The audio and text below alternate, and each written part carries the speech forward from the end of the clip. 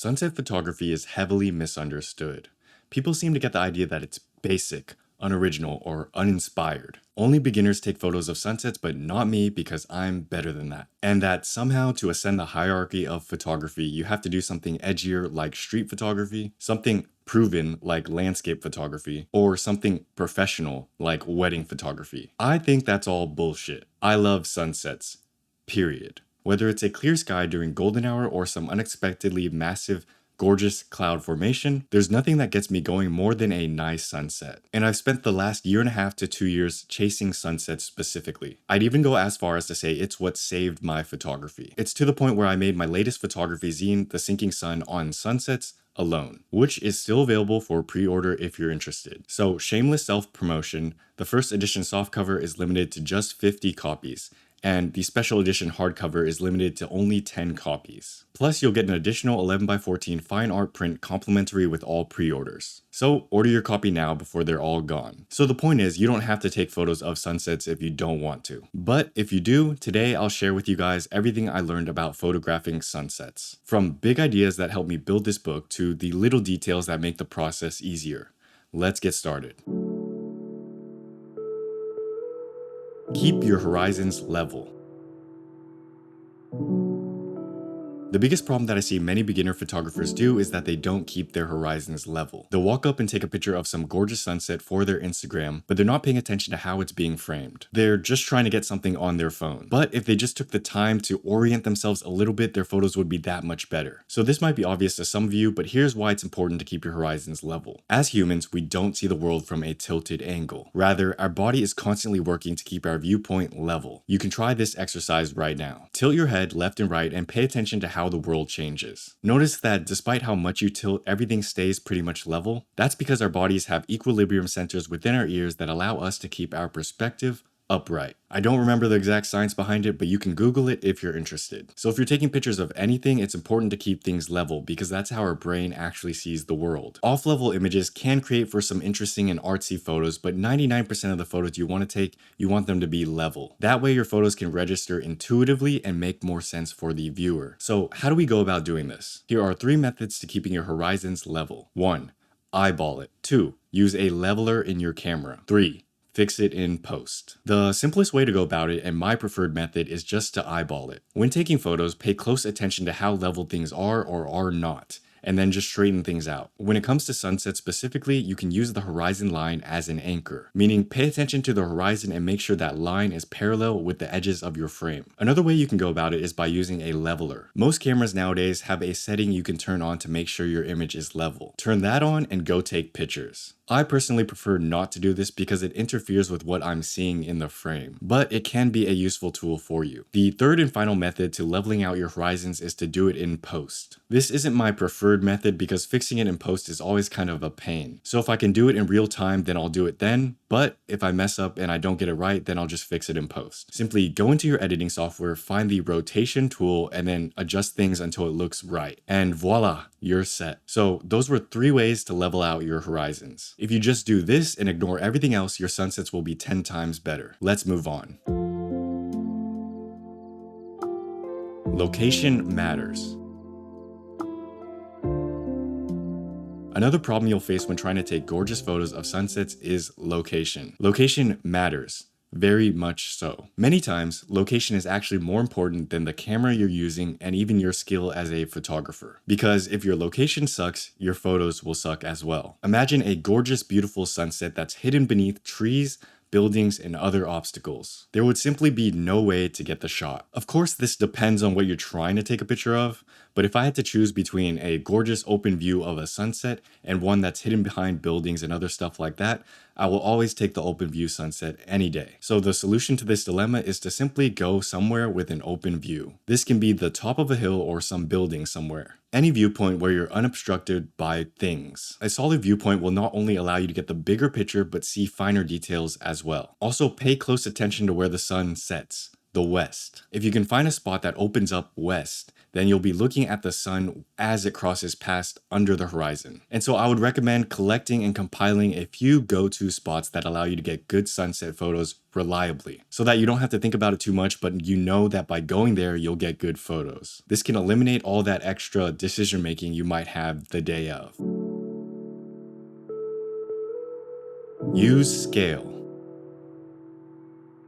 The problem with a lot of people's sunset photos is that they actually look less impressive than the sunset actually is. People take a photo of some epic sunset, but it doesn't look as epic because they're not really framing it or positioning or doing it right. However, simply by using scale and throwing a person here or a building there, you can make your photos look that much more interesting. So say for example, you're out taking photos and there's a massive cloud formation. You could take a wide picture of the sky and capture the whole thing, but without anything to reference it to, for all we know, it could just be a small tiny cloud. But if you just take a second and intentionally place something else in the frame so that you can reference it to, you can then show off how big something is. This is done with scale. So what is scale? Scale is just a fancy term for size. It's adding a reference subject into the frame so the viewer can get a sense of the object's size. You can do this by pairing up something big with something small. Something I personally like to do is to add a sliver of horizon into my photos. Just enough so that if you look closely, you'll see buildings, roads, and maybe even hills. These are objects that are big in real life, but they look small in comparison because of the way it's positioned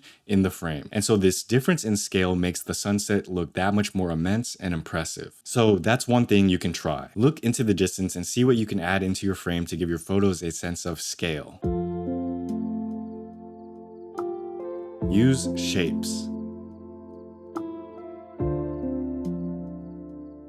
Shapes are an extremely important part of photography. And to be honest, shapes deserve their own masterclass. But today we'll talk about how it pertains to sunsets specifically. Shapes are how you frame and pick your compositions. So the important thing to understand is that no sunset will be the same because no cloud will ever be the same. There are endless variables that influence your photos. These are things like time of day, altitude, pressure, time of year, the weather, etc. It's the reason why I can go to the same spot every day and still get different photos. Because of this, it's important to understand how to work with shapes that are constantly changing real time. To use shapes effectively, pay attention to three things. 1. Weight, which is how heavy parts of your frame are. 2. Attention, which is where you're leading eyeballs to. 3. Symmetry, which is how things line up. There's obviously more to this, but let's cover these three for now. Weight. When I say weight, I'm talking about the distribution of subjects or elements in your photos. The more things you have in a certain area of the frame, the heavier your photo is. The less things you have in that area, the lighter or less heavy that area is. This is an important compositional framework that not many people talk about. I don't know why, I use this every day. To use weight effectively, think about striking a balance in your photography. Pay attention to how heavy certain parts of your images are and position your shapes accordingly to keep that balance. Or leave things intentionally unbalanced to make things look more interesting. If you learn to play with weight, you'll have an endless amount of compositions for your photography. Attention. When I refer to attention, I mean what are you making your viewer look at? What are they supposed to be paying attention to? If you can ask yourself that question every time before you take a picture, your photos will get that much better. Note that certain shapes will lead the viewer's attention to certain different parts of the image. As it pertains to sunset photography, clouds can come in the form of lines, but also an endless amount of erroneous shapes. Light itself can also direct attention by creating lines in the sky. These lines act as literal leading lines in our photography. By making use of these lines, we can direct attention to where we want it to go. So being able to play with these different variables is the skill you want to build. An easy way to practice directing attention is to use the sun itself as a focal point or center point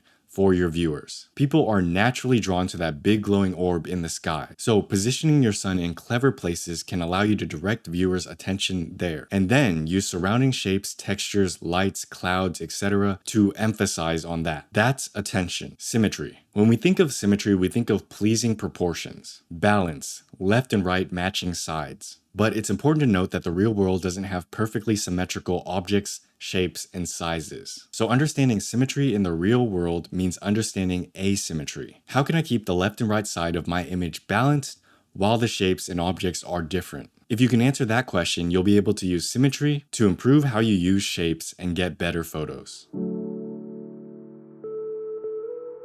Use color.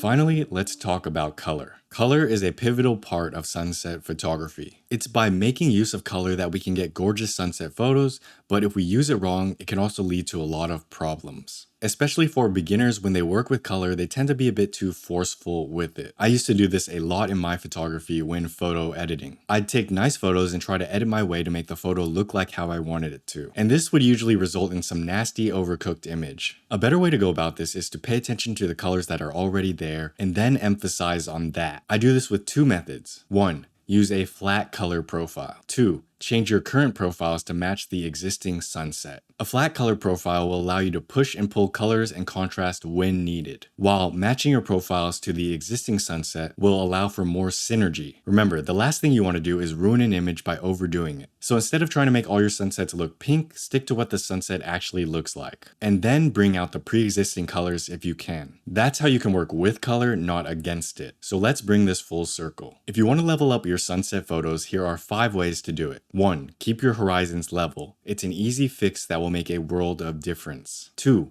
Find a nice viewpoint, the top of a building or some hill where you can get a clear view. 3. Add some scale to your sunsets to make them stand out. Throw in a building or some person into your shot. 4. Play with shapes to make more interesting compositions. What we talked about today might be a bit complicated, but don't overthink it. 5. Don't fight the color, play with it. Less is more. Do these 5 things and your sunset photos will be that much better. I hope this helped. If it did, please share this with a friend who might also find this helpful. And order your copy of The Sinking Sun before they're all gone. Thanks as always for watching, guys. Have a great day.